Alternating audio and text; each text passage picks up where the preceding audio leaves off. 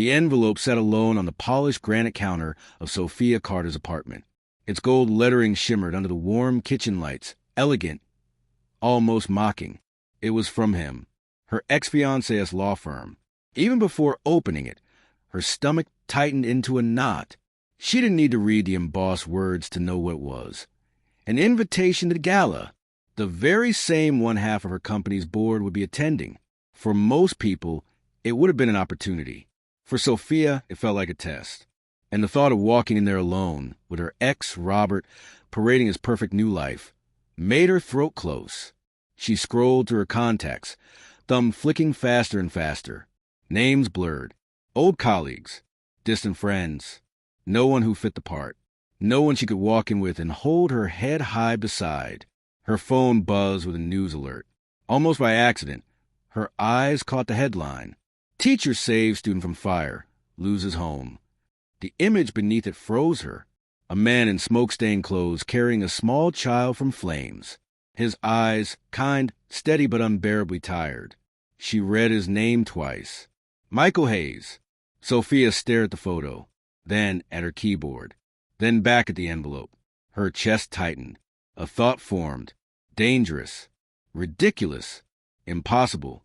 And yet she typed, $10,000 for one night. A business arrangement. Nothing more. Her finger hovered. She told herself it was just strategy, just survival. What she didn't know was that money couldn't buy what she truly needed. And Michael Hayes had already lost everything money could replace. At 32, Sophia was a master of appearances, a warrior in heels and silk blouses. She had climbed the corporate ladder with ruthless precision, collecting promotions the way others collected souvenirs. Her hair, golden, immaculate. Her suits, armor, tailored to perfection. Her smile, a mask polished sharp enough to cut. But beneath that flawless exterior lived a woman who remembered too clearly the night her father left. She was only 12. He had walked out with a single note. Some people aren't meant for family life. Her mother had collapsed into grief. Sophia had learned then weakness wasn't an option. If she wanted safety, she would have to build it herself. Years later, when Robert ended their engagement, he had used almost the same words her father had. I'm not built for commitment. And just like that, the wound split open again, deeper, harsher. Her therapist once called her ambition success as survival. Maybe that was true. She worked herself into exhaustion, stacking trophies on an empty shelf, daring the world to say she wasn't enough. But late at night, in her perfect, silent apartment, she would sometimes sit with a glass of wine and whisper to the walls, why isn't being exceptional enough to make someone stay? Now, with her promotion to vice president freshly secured, she had her sights on the next victory, global marketing director, and the gala, with half the board in attendance, was a battlefield she couldn't afford to lose. Michael, meanwhile, had once believed he was building something permanent. A high school English teacher, he filled his modest home with books, laughter, and the kind of warmth money could never buy. After losing his wife, Emma, to cancer 4 years ago, he had poured everything into raising his daughter, Lily. At 34, his life wasn't glamorous. His teacher's salary barely covered their small 2-bedroom house. But it was enough. Enough to coach Lily's soccer team. Enough to run a reading club for struggling kids. Enough to keep a promise to Emma, to give their daughter stability and love. Until the fire. It happened on an ordinary Tuesday evening. Smoke crawling through the classroom ceiling while he stayed late, helping a student with homework. Getting the child out had been instinct, not heroism. But by the time the fire trucks cleared, his home, their home, was gone. All of Lily's drawings, all of Emma's photographs, every piece of the life they had rebuilt. Now, Michael and Lily were living in his cousin's cramped guest room. The insurance money barely covered a fraction of their loss. And though the newspapers called him a hero, the word made him uncomfortable. I'm not a hero, he told himself. I just couldn't bear another loss. Then came Sophia's email. $10,000. For one night. It felt like a lifeline thrown across a chasm. One that might just help him rebuild a home for Lily. They chose Harbor Cafe, a quiet coffee shop halfway between her office and his school. Sophia arrived first. She picked a corner table, strategic, private, with a clear view of the door. She rehearsed what she'd say, fingers tight around her latte. This wasn't a date. It was a negotiation. But she wasn't prepared for Michael's entrance. No expensive suit, just clean dark jeans, a blue shirt with sleeves rolled neatly to the elbow. He walked in with the kind of presence teachers had, alert, aware, scanning the room until his gaze landed directly on her. "Miss Carter?" His voice was calm, steady. He extended his hand. "Michael Hayes?" She returned, shaking it. His grip was firm but not domineering. "Please, call me Sophia," she said, gesturing to the chair. "To be honest," he admitted as he sat, "I almost didn't come. Your offer was unexpected." Sophia launched into her explanation. The gala, the board members, the need for a respectable companion. She recited it like a presentation. Polished, efficient. Michael listened, quiet, patient, then asked one simple question. "Why me?" Her words faltered. Most men would have been calculating how to spend the money by now. But Michael's gaze was direct, almost searching. "Because you carried that child out of the fire without thinking of yourself," she admitted softly. "That deserves respect." A shadow flickered across his face. "I'm not interested in being anyone's hero prop, Miss Carter." His honesty disarmed her. She paused, then offered something rare for her, sincerity. "Fair enough. I didn't mean it that way. And I'm sorry if it sounded like I did." Michael leaned back, studying her. "When's the gala?" 2 weeks from Saturday. I'll arrange everything. Suit, transport, introductions." He hesitated, then said, "I'll consider it, but if I agree, I have conditions." Sophia's eyes narrowed with curiosity. "I'm listening." And in that quiet cafe, the negotiation began. Two strangers, both desperate in their own ways, both unaware how entangled their lives were about to become. What would you do if you were Michael? Accept the money and risk becoming a prop? Or walk away, even if it meant losing the chance to rebuild his daughter's home? The cafe hummed with quiet conversations and the hiss of the espresso machine, but to Sophia and Michael, the air between them felt heavier. Michael's gaze never wavered as he spoke. "If I agree to this, it won't be on your terms alone. I have conditions." Sophia tilted her chin, intrigued. "Go on." "First," he said, voice steady, "half the money goes into a college fund for Lily. Non-negotiable." Sophia blinked, surprised. "That can be arranged. I'll have my financial advisor set it up." "Second," Michael continued, "this stays confidential. My students, my colleagues, they don't need to know I was hired for this." "Agreed," Sophia said quickly. "Discretion serves us both." "Third," his eyes sharpened, "I won't pretend to be something I'm not. You can put me in a suit, tell me which fork to use, but I won't invent a backstory. I won't lie about what I do or who I am." Sophia's fingers tapped against her coffee cup. That complicated things, but she respected it. "Fine, we'll frame it. Maybe we met through the school's sponsorship program. Horizon does community outreach, after all." Michael nodded. "Smart." "And finally," he added, "I'll need practice. A couple evenings. I can talk to kids and parents all day, but CEOs and lawyers? That's another battlefield." For the first time, Sophia felt a small tug at her lips. A smile. Sensible. She reached into her sleek briefcase, sliding a contract across the table. He read it carefully, his brow furrowed. Then, pen in hand, he signed. But before he left, he looked up, eyes serious. "There's one more thing." Her brows lifted. "Yes." "I want a +1, too." Sophia blinked. "Excuse me?" "My daughter, Lily, has her school art showcase tonight before your gala. You'll come, as my guest." Sophia froze. A children's art show? That was not part of the plan. Not her world. Not her image. But his voice carried something deeper than insistence. A quiet plea for his daughter. After a moment's silence, she nodded. "Deal." Their first practice session was at Sophia's penthouse. Michael felt the wave at the moment he stepped inside. Marble floors, glass walls, a skyline glittering like diamonds. Everything precise. Everything flawless. Too flawless. He swallowed hard, adjusting the cuff of his borrowed shirt. He had felt more at ease in a classroom full of teenagers. Sophia appeared in a sleek black dress, her hair pulled back into a perfect knot. Her voice, as cool as the wine chilling in her glass, carried no hesitation. Right on time. Good. We'll begin with dinner etiquette. For the next hour, she guided him through the rules of a 5-course meal. Which fork? Which glass? How to pace conversation between bites. Michael listened carefully, sometimes fumbling, sometimes making her laugh with his self-deprecating jokes. Normally, my dinner companion prefers chicken nuggets shaped like dinosaurs, he said, smiling faintly.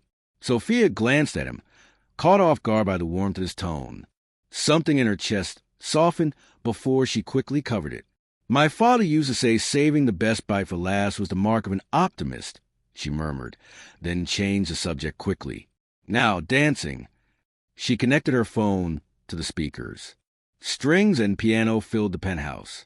She stepped closer, positioning his hand on her waist, her own hand firm against his shoulder. 1, 2, 3. 1, 2, 3. Just follow. But within moments she realized. He already knew.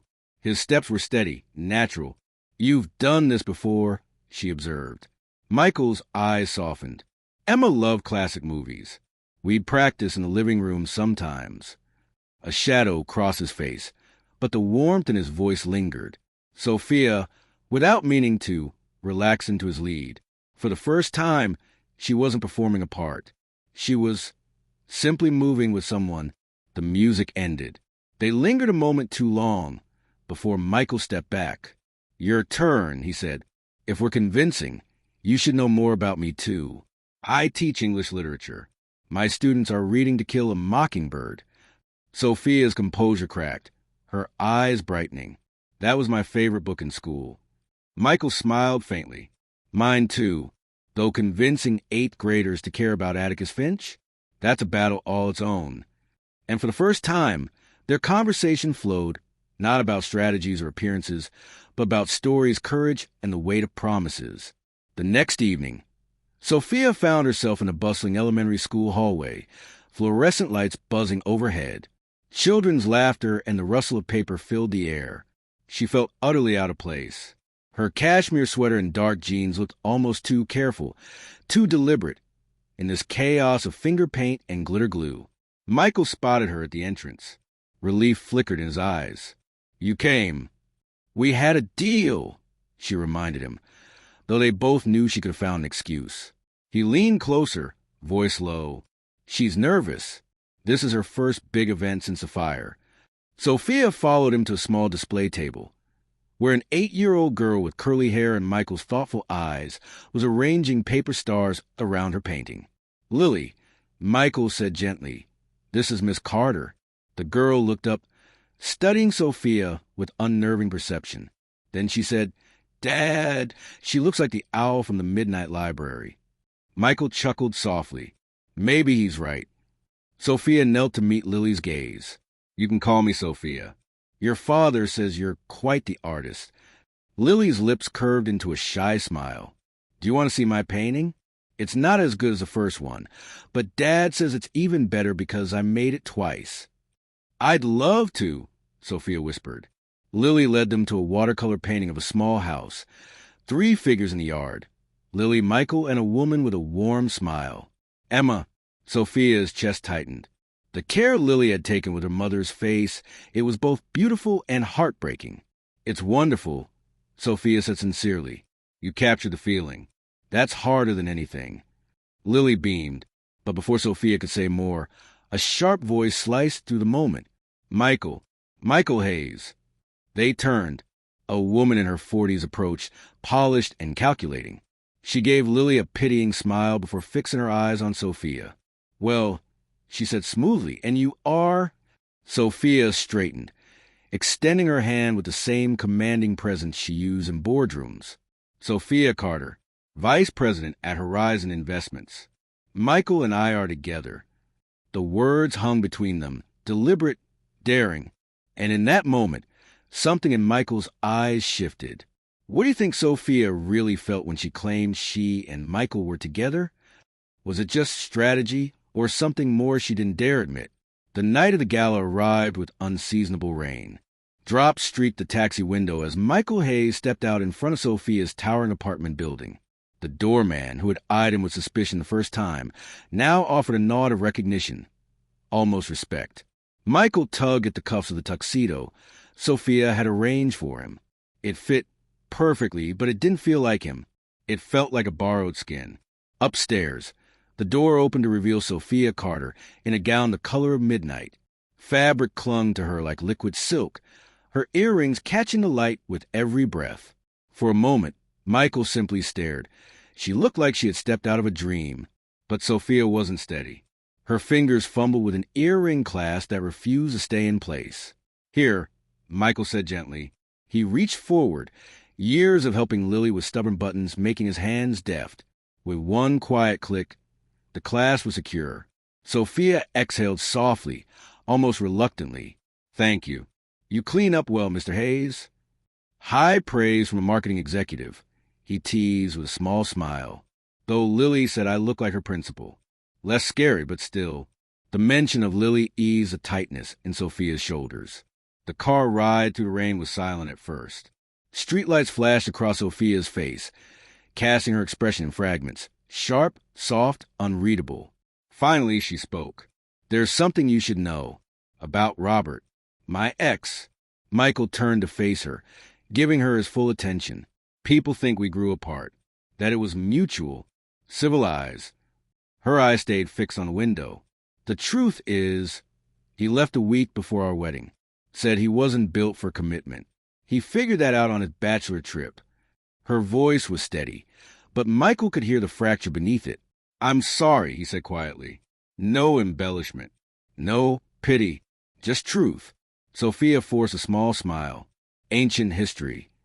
Michael paused, then offered his own truth. "Emma, my wife, she died of ovarian cancer 4 years ago." Sophia turned toward him, caught off guard by his openness. She was a science teacher. We met at a faculty mixer. Adopted Lily when she was 4. The adoption was finalized 6 months before Emma's diagnosis. The raw facts hung between them. "How did you keep going?" Sophia asked softly. Michael watched the city blur past. "One day at a time. For Lily, and because Emma made me promise not to let her death define our lives." Silence stretched, heavy and tender. "And you?" he asked finally. "How did you rebuild?" "Work," she admitted. "I threw myself into being indispensable. Figured if I was valuable enough, the rejection wouldn't matter." "Did it work?" The question was gentle, but it sliced deeper than she expected. Her lips tightened. "Tonight will tell." The car slowed. The glittering lights of the gala awaited. The ballroom pulsed with wealth. Crystal chandeliers. Champagne towers. Dresses like artwork. The air buzzed with ambition and polished laughter. Michael, to Sophia's surprise, navigated it with unexpected ease. He shook hands without flinching. He listened intently, asked questions with genuine curiosity. Where others performed, he connected. It unsettled her. He wasn't acting. He was simply being. During dinner, a partner's wife sneered across the table. Teachers such noble intentions, but really, if they were capable of more, they wouldn't be stuck in classrooms, would they? Sophia bristled, ready to retaliate, but Michael beat her to it. "On the contrary," he said smoothly, voice carrying just enough weight. "Teachers are entrusted with the most valuable resource society has. Its children. We shape futures. Inspire courage. If that's less, then perhaps the world has its definitions wrong." The table fell silent. Even Robert, seated 2 tables away, seemed begrudgingly impressed. Sophia's chest swelled with something unexpected. Pride. Later, the orchestra swelled as couples drifted to the floor. Michael offered his hand. "You're doing exceptionally well for someone who claimed to need practice," Sophia murmured as they moved together. "I'm a quick study," he replied lightly, "though I'm still trying to figure out why that woman in the red dress keeps glaring at you." "Robert's new fiancée," Sophia said flatly. Apparently, I'm still a threat. Too career-focused for a real relationship. Michael's hand tightened slightly at her waist. Their loss is apparently my gain tonight. Sophia glanced up at him, startled by the warmth in his eyes. For a heartbeat, the noise of the ballroom faded. But as they stepped off the dance floor, Robert appeared, glass in hand. His smile was sharp. Sophia, you look radiant. Didn't expect to see you with company. Before she could reply, Michael's hand closed gently over hers. No performance, just steadiness. We all move on in different ways, Michael said calmly. Some of us build. Some of us walk away. Robert's smile faltered. Sophia squeezed Michael's hand, her chest tightening. This wasn't supposed to feel real. Later, in the quiet of the car ride home, rain pattering softly against the windows, Michael spoke. You got what you wanted tonight. Respect, recognition, even prove something to your ex. Yes, Sophia whispered. But the victory felt different. Michael's gaze lingered on her. What happens now? Her walls slammed back into place. Now we complete our transaction. The money transfers tomorrow.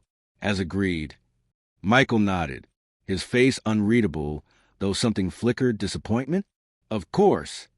The rain continued, filling the silence between them with questions neither dared to ask. Do you think Sophia is lying to herself when she calls it a transaction? Or is she truly convinced that's all it is? The Monday after the gala, Sophia Carter walked into her office with her chin lifted, heels sharp against the marble floor. The whispers were already circling. Horizon's VP had stunned the board. Secure Connections dazzled at the gala. Her inbox overflowed with congratulatory notes. She should have felt triumphant. Instead, her chest felt strangely hollow. Then the email came. Urgent meeting request. HR and executive oversight. Confused, Sophia climbed to the executive floor. Inside the conference room, Thomas Weldon, the COO, waited with a sharp smile. A folder sat neatly on the table between them.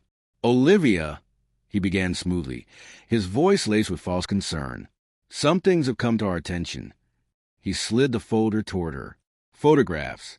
Her and Michael at the gala. And worse, bank records showing the $10,000 transfer. Sophia kept her face still, though ice spread through her veins. Care to explain why you paid a man to accompany you? Thomas asked, his smile widening. It was a donation, Sophia said evenly, to help a teacher rebuild after fire. The timing was coincidence. A donation, Thomas repeated, his tone mocking. That just happened to coincide with him playing the role of your date? You must see how the board might question your judgment, especially with the global director announcement scheduled for Friday. The trap was clear. Withdraw quietly or face humiliation. Sophia's mask held. I appreciate your concern. But inside, her carefully constructed world was tilting, the edges crumbling. That evening, Sophia drove with no destination until she found herself standing in front of a modest gravestone. Emma Hayes, Michael's late wife. The rain had eased, leaving the grass damp, the air heavy with silence. Sophia's hands trembled as she spoke aloud, feeling foolish and desperate all at once. I don't know why I'm here, she admitted softly. I never met you, but your husband, your daughter, they become important to me. And now my company is treating him like he's just some transaction. Her voice cracked. And the worst part is, it did start that way. I literally paid him. Who does that? Her throat tightened. She hadn't cried in years, but the tears came now, sharp and unrelenting. I'm terrified, she whispered.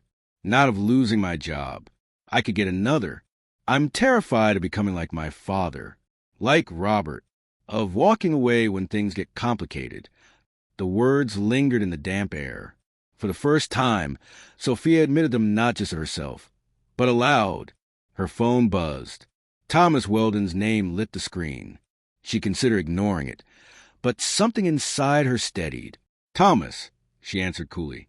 Olivia, his voice dripped with mock sympathy. The board meets this afternoon.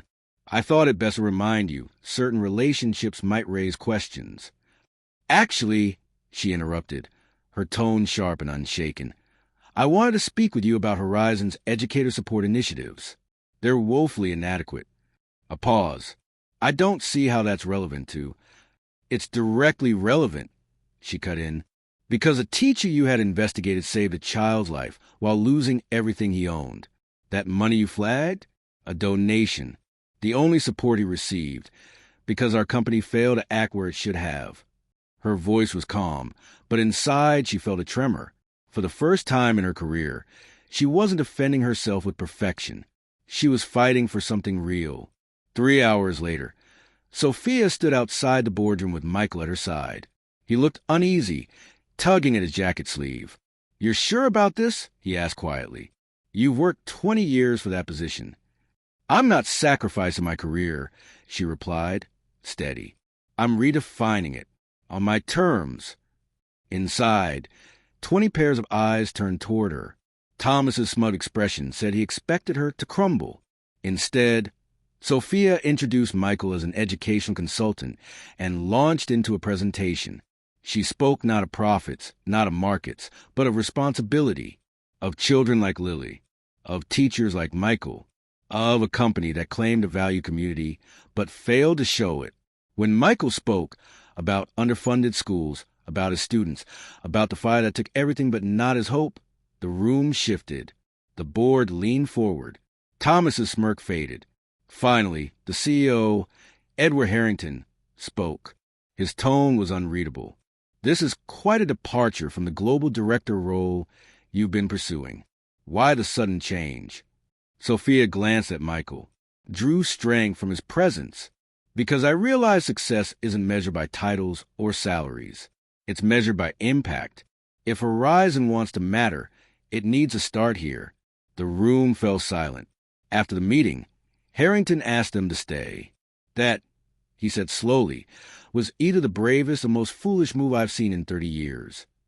Sophia lifted her chin. "And your decision?" Harrington's gaze lingered. Finally, he nodded. "I'm creating a new role, Executive Director of Community Impact. Same salary as Global Director. Your vision, your program. With Mr. Hayes as our educational advisor, if he's willing." Michael blinked, stunned. Outside, as the boardroom doors closed behind them, he turned to Sophia, his voice low, filled with wonder. "You gave up the position you wanted." "No," she corrected softly. "I chose something better." And for the first time in her life, Sophia wasn't chasing validation. She was chasing meaning. As they walked into the late afternoon sun, Sophia hesitated, her voice uncharacteristically fragile. "Michael, I need to ask you something. Was Lily right?